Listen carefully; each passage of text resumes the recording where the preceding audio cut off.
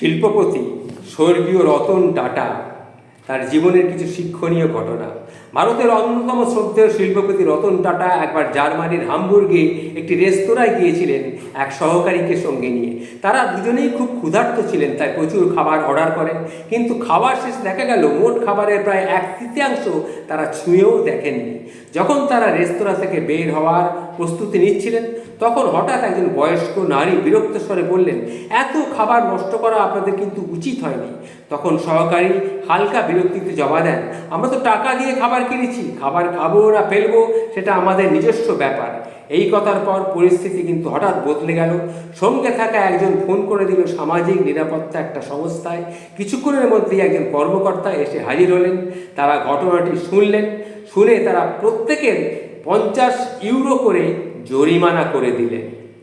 এই ব্যাপারে রতন টাটা লিখেছিলেন, আমি সত্যিই হতভম্ব হয়ে গিয়েছিলাম। তখন সেই কর্মকর্তা কড়া ভাষায় তখন তাকে বলেছিলেন, তোমার টাকা থাকতে পারে, কিন্তু এই সম্পদ সমাজের, যতটুকু ঠিক খেতে পারবে ততটুকুই তুমি নাও।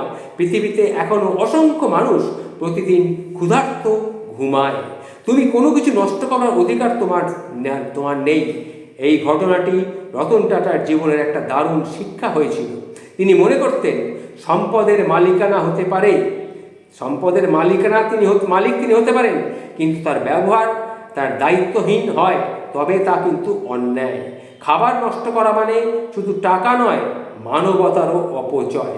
আসুন আমরা সবাই সচেতন হই, যতটুকু প্রয়োজন ঠিক ততটুকুই ব্যবহার করি। প্রণাম স্বর্গীয় শিল্পপতি রতন টাটা, প্রণাম।